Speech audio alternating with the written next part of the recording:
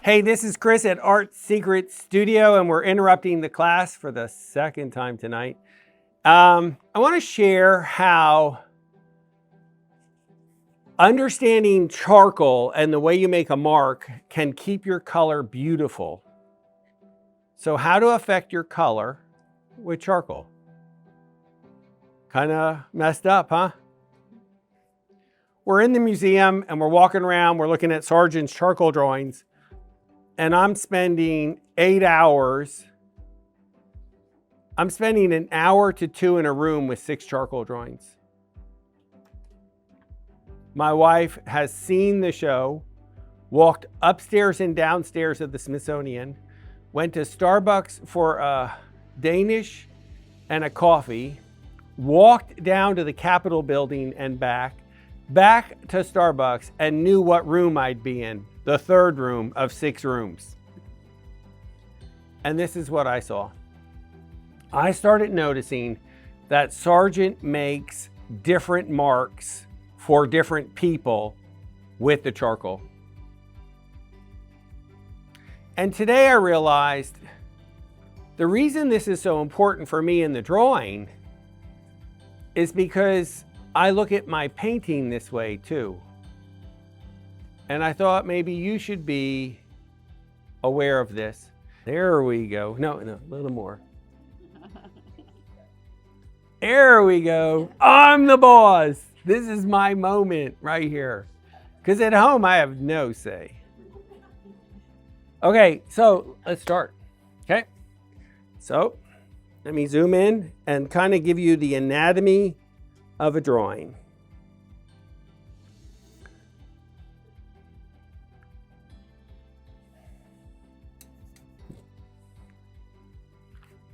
Oops, that's not what I wanted. In this drawing by Sargent, do you see the strong lines with the white behind it? Okay, very good answer, buddy. Good answer. On a white background, when you make the solid marks, it says pattern, repeating a shape is pattern, and it says look here. But you really don't know what to look at or what message to glean if you don't compare other charcoal drawings by Sargent. You have nothing to contrast it with. It just looks like lines. So let me take you on a journey. Then we're going to circle around and tell you how this affects your color. Okay? So I made a sheet of all the different ways Sargent makes a mark in his charcoal drawings. Okay? It's an answer sheet. All right, so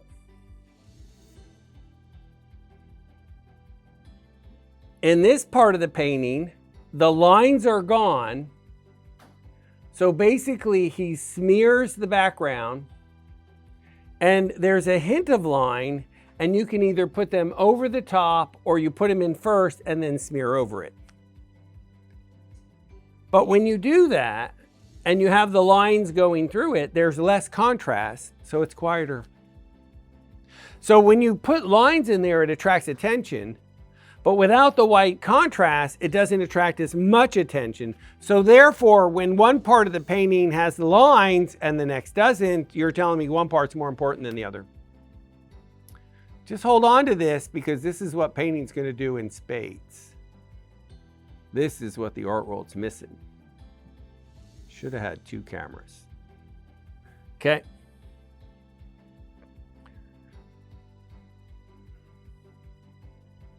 So you see the lines in the back of him, and then he smeared it. So it has the appearance of this one over here, where you kind of put it in and then smear it over with your finger or a stump or a piece of paper or something. Okay. Let's keep going. I still hear music. It's back. It's back. Okay. In here, there's no line. So it tends to look more like this. So that means it'll recede. Now you have to be careful, because what you're going to see in some is you're going to see the texture of the white paper come through, Or in other cases, so that's like right here. So even though you smeared it, you have touches of the white paper coming through. Well, that texture comes forward and attracts attention. But if you smear it like this and then have the texture, it'll recede. So you get rid of the white and you have some of the texture, but there's no white there. So there's a difference in these areas.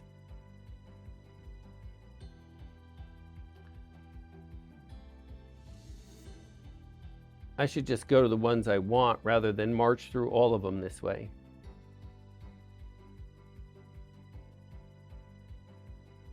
The lines are not looking like this, right? If you do this, your eye says, go here, look at the pattern. So he's put the lines in, and what do the lines start to say? Well, when there is no line, there's almost a sense of calmness and no movement.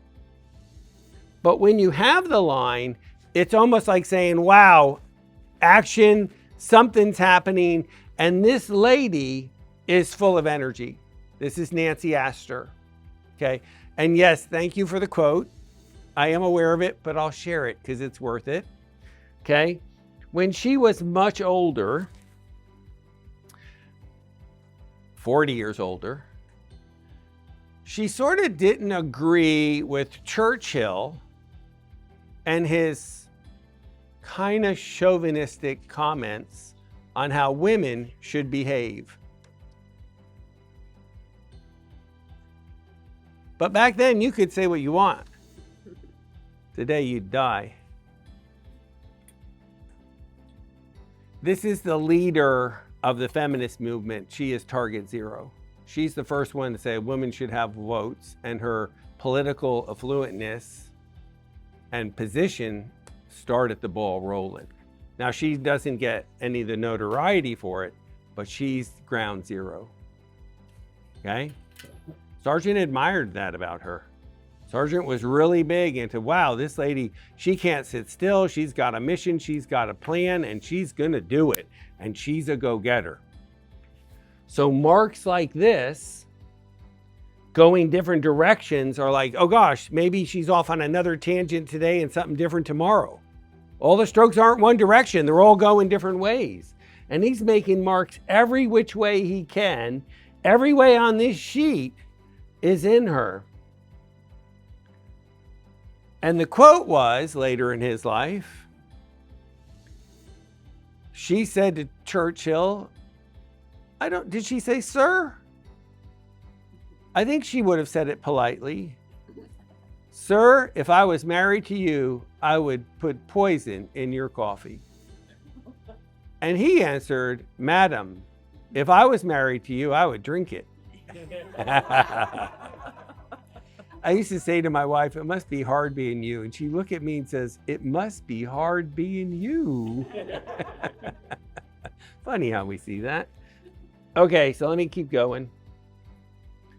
So this is Blake. His dad was a famous artist, Dad Blake, probably William Blake Sr. And this is William Blake Jr. I made that up. You'll have to check for yourself. And actually, I have the title here if we could look it up, but we're not going to. Okay, so here's the deal. Let's make up a story. What if your dad was a famous artist? That's not made up. And you're an artist, but you don't feel like you're his dad. You know, I don't measure up. But I'm going to play the role. Big hat, coat, big jacket. You know, I'm William Blake. Right? Right. But inside you don't believe it. You see, what Sargent wants us to look at is the coat. How do I know? That's where the contrast is. And the man hiding in the shadows, that's the guy who doesn't believe the role he's playing. Sargent has a very keen eye on picking up the perception of people's personality and what they're dealing with, Bill. So, you notice how there's no texture here, no lines, no texture, and he's gotten rid of all the texture, and it's almost like he's disappearing into the shadows. Notice the lines at the top, okay? He wants us to look here. Not like this though. So there, he's broken up the pattern. He has a little pattern. Your eye will go to pattern. So you can have, when you go to pattern and put pattern in the picture though, your eye will go right to it equal to color or contrast or texture. It is as a powerful tool as bright color. So you can have it go from blurred, no texture, to gradually texture, and your eye will go to that area and then blur again out. So you can lead me and take me away with the pattern. Pattern's a tool. Why is Sargent doing that? Is he trying to get us up here to get to his face and not live here at the jacket? Look at my clothing and I'm my dad's son. I'm me, the artist. I'm not even my dad's son. I'm the artist. Yeah, wearing this top hat and coat, hiding in the shadows. Does that make sense? What am I going by? How he's making the marks. That's my hieroglyphics. Those are the tools. So let's get out of here. So you can see him breaking up the line, leaving the line, and then you start to see the erased lines with the eraser. So I make marks that are erased, different types. I make lines thin and fat and thin. I make lines that are sharp all the way. I make lines that are sharp and then I smear with a stump, and I vary whether I use a stump or don't on the line that I make. Remember, this is about painting. Keep that in mind here, okay? Oh no, I need to go back. What would you hit if it was you? Pinch with 2 fingers. Oh gosh, that's cool. And you're not one of the young ones. That's amazing. So notice the different variations of ways to make a mark, and areas that are farther away tend to be blurred. Okay, keep that in mind. Ooh, I learned a new thing. Want me to do that again just for the heck of it? I'll do it with the same one. Oh, I see. So again, so you see the pattern. Yes, this is so cool. I'm just going to open and close pictures. Okay, that's not what I want. So now, and this one has nothing in the background. Doesn't that bother some of you? Why does he put a background in, doesn't put a background in? So people like me, I'll stare in front of the paintings, look at others, and come back to it and say, why? Okay, watch. This is so cool. You just pinch with both fingers.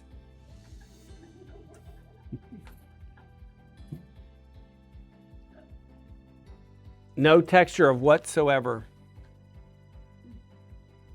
First one had lines everywhere. This has none. Doesn't that bother you? I mean, don't you wonder about these things? This is why I stay up at night. Okay? And then I want to get to this one. Not this one, I'm just pulling it up. Oh, she's nagging at him. Don't tell your wife I said that, okay? You want to stay in the good side, okay? That's just between the two of us, okay? Yeah. What do you think? Is she wants to move and he's not ready? Right? Is this ever going to end? Mm-hmm.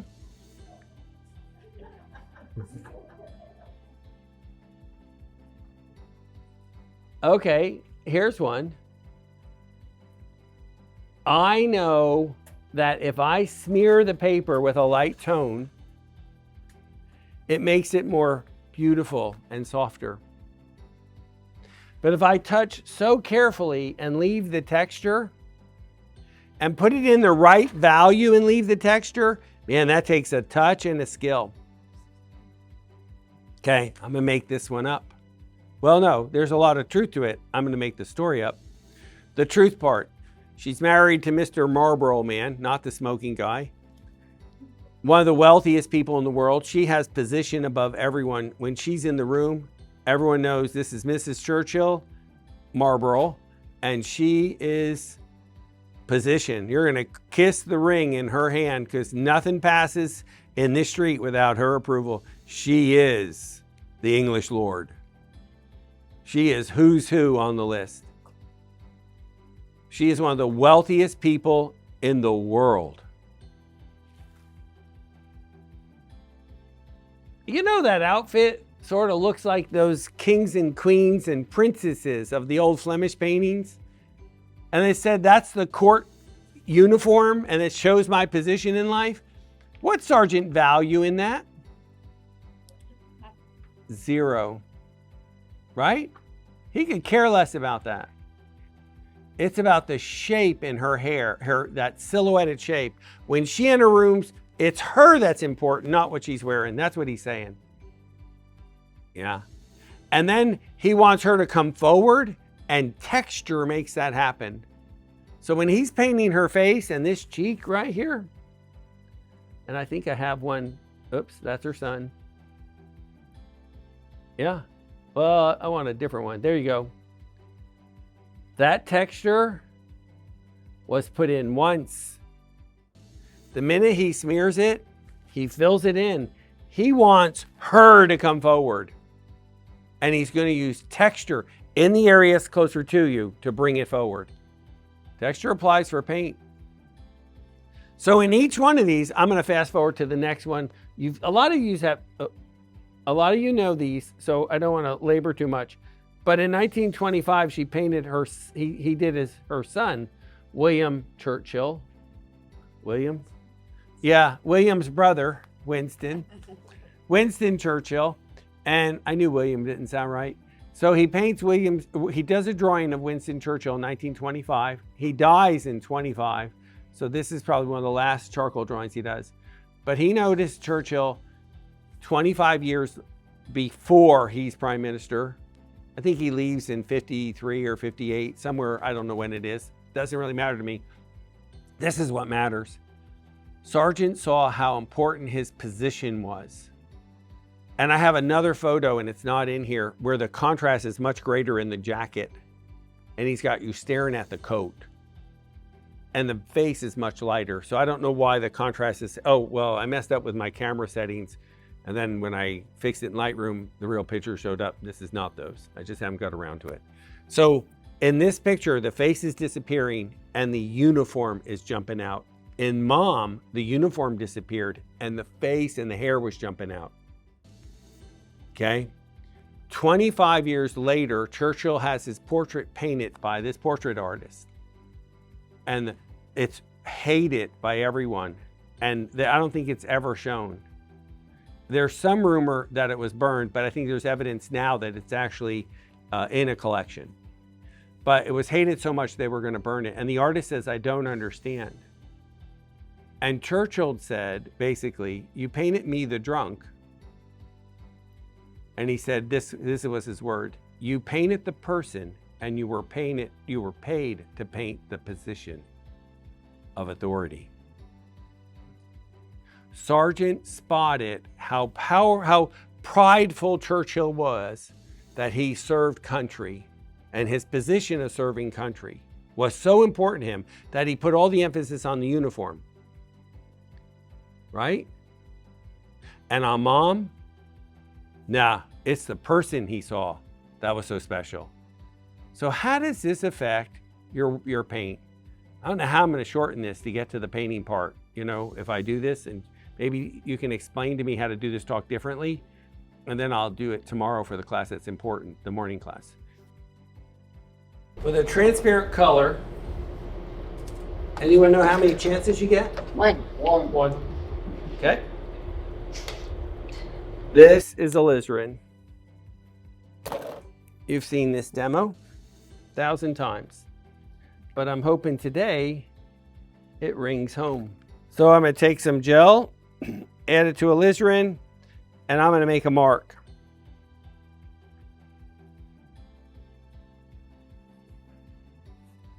Let me try another color. How about your favorite? What'd you say? Blue? I'm just going to do 2 colors, but I'm going to do them on different surfaces to make my point.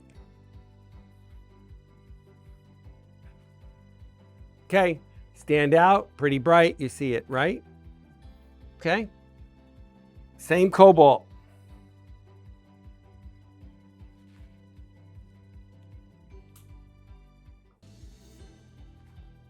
I'll do that twice in case I messed up.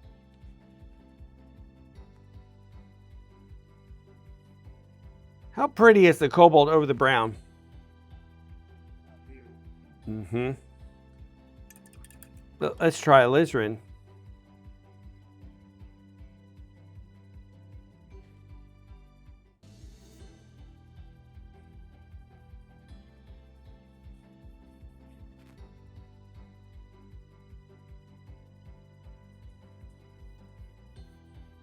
That did rather well, though, over those grays, though, didn't it?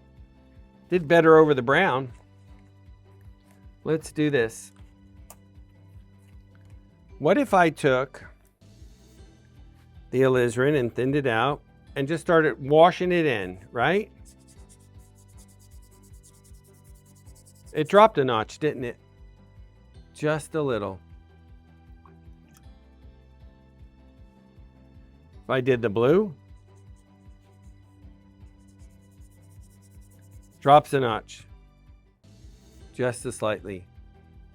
Oh, you mean it would actually start to do this chart? I need to get rid of that. I don't want it on my drawing. This is my answer sheet. So if I toned the canvas, any color, yellow, orange, red, brown, blue, it would affect each color differently.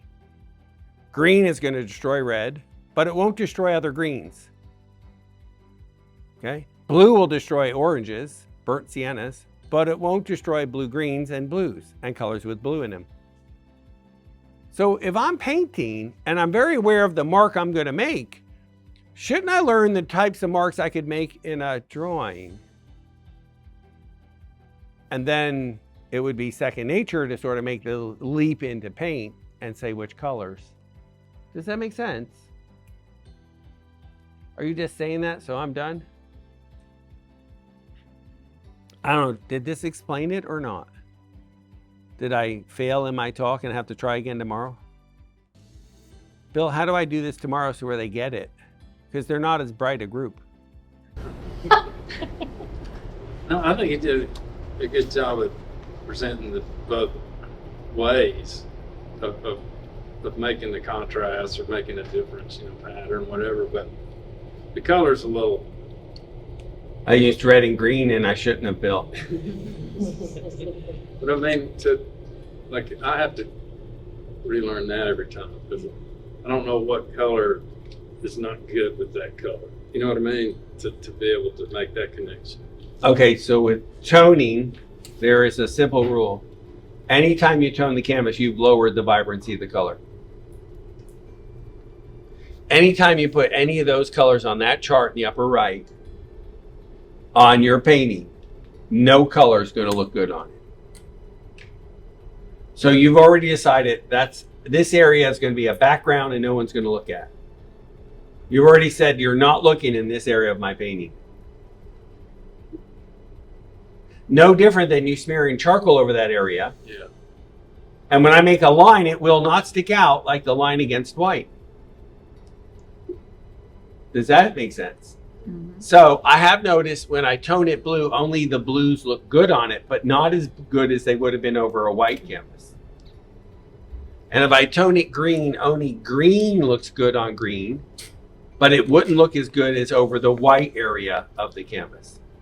So is yellow ochre special? Yeah, yellow ochre, you can do it so light, you can get away with other colors looking good. But if you go too dark in the yellow ochre, it becomes a yellow, and the blues don't look as good. The blue reds, the blue purples, the blues. So you got to watch how dark you go with yellow ochre. It's a great question. Okay, so typically anything in the far right-hand half of that chart, that gray chart, I have already decided no color's looking good on that. And the painting's not about color, and it's just about contrast. And I've destroyed the color before I started. And that's a conscious decision. Because when we were in the afternoon class on Tuesday and Wednesday, the first thing they want to know is what color am I toning it and how dark am I toning it? And then I tell them it's a color that's in the scene that you want to leave. So you don't have to paint it. So your mood is set in the value, but it's at the cost of all other colors that are not that color. Well, that's okay. Because when you paint, one color is dominant. Okay, you chose which one. You just toned it that color. Now the others won't be dominant, and no matter what you do, you can't change your mind. It's toast. So I just found it interesting. I guess it made sense to me, and it's not in the class, that the marks I make in charcoal, I'm very familiar with, that those kind of marks are happening in my oil painting. And I need you guys to make that connection. Bill? Hello? So this talk was for Kimberly. She was having trouble with this. So you wouldn't necessarily have to tone the whole canvas. You can just tone an area. Well, it sort of works like this. Monet toned everything burnt sienna in the first 10 years of his life, burnt umber, kind of a brown color. There was a show in Chicago, it was chronological, of all his water lilies. And his first 10 years, all the reds looked beautiful because brown's in the red family, so only reds are going to look good. But the green leaves were ugly. Because the opposite of red is green, it's going to die on that brown. Then he realizes French Academy, they're toning all their portraits green. Well, why don't I try green? Brown's not working, so I'm going to tone it green. And all of a sudden, the next 4 rooms at this show, the green leaves were beautiful and the red poppies were ugly. 10 years, that's 20 years now of the wrong 2 colors. He's outside in the summer and in the snow every day. Slow learner. And then he starts painting at the south of France, the coast where the rocks with these holes in it, like an arch. And he selectively tones the blue sky blue, the rock brown, the other part gray, the water blue. And the problem with that is it fragments. Well, what does it fragment? Well, let me get on screen here.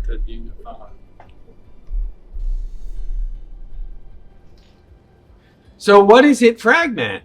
Well, it fragments his story. Happiness, sadness. I don't know what the story is.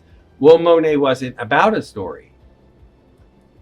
Monet was depicting what happened when light hits something and the temperature of how much yellow or blue or green and what color that is. He could care less about telling a story.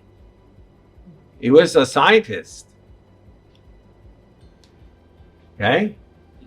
So it was fine for him. And at the end of his career, the next 10 years, he doesn't tone the canvas.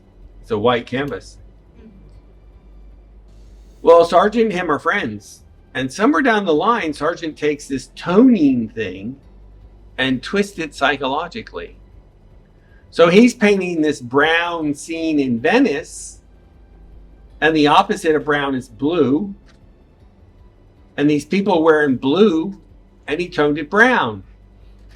Well, the street scene in Venice is kind of like dirty because he destroyed the color with the opposite. And Sargent starts toning it with psychological implications because he was after telling a story. He says, well, if you do that, then I can do this. That makes sense? And this whole talk started with me saying, you know, with a charcoal drawing, I make different marks for a reason. I smear the background when I don't want you to look there. I smear and put lines in it if I want you to look there a little. I smear and go a little thicker when I want you to look there more. I don't smear and I put lines in it when I have to have you look there. I'm using the texture to make it come forward. Well, I do that with thick paint. I'm telling you it's closer to you, it's farther away. Are you leaving? It's time for me to be done, or isn't it? I can tell. I've lost my audience.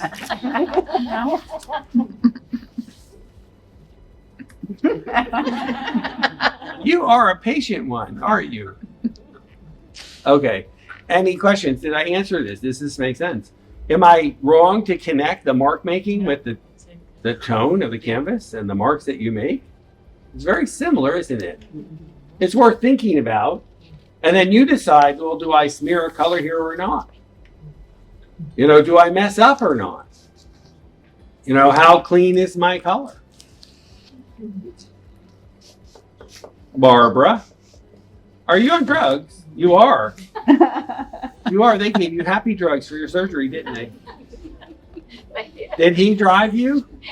Oh, you're on real drugs, Barbara. I couldn't understand why you were drooling on that thing and smiling from ear to ear. Yeah, I can only be on those drugs for 3 days after my back surgery. I was off of them as quick as I could. I was so afraid I'd get addicted to them. I didn't want to go near them. Scary. It's scary. Yep. Yeah. So we're talking about Tony. We're talking about Tony. Yeah. The color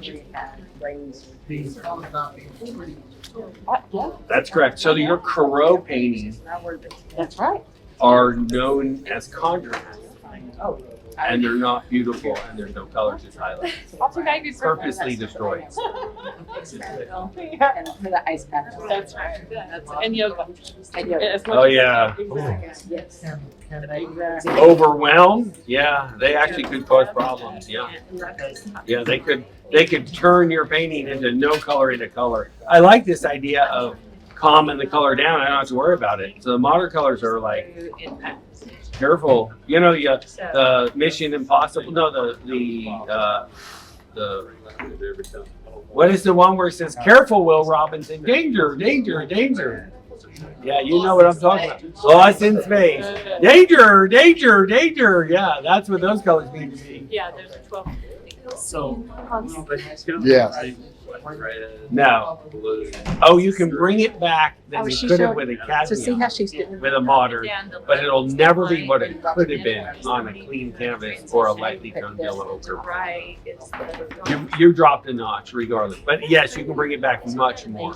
If he would figure to do that. I just thought I made a connection with the charcoal and I don't have to tie that together for people.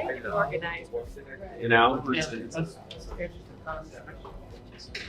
Because he's doing the same thing. That's a good point. It looks just like our. What do you think? You're looking at finding the shape. I have a hard time. Right? There is a drop in the red So that's slightly. how I could figure it out. Just I like, mean, as far as this color. and some colors more than others. You know, I think the browns show it the best, The person. right? So Indian brown goes. Because brown is the opposite of the blue. The more it becomes the opposite, the more detrimental. And it's because the paint has oil in it and it's seeing the brown underneath. Whatever it is. So it's seeing through it. But the brown has red in it and the red is doing better on the red.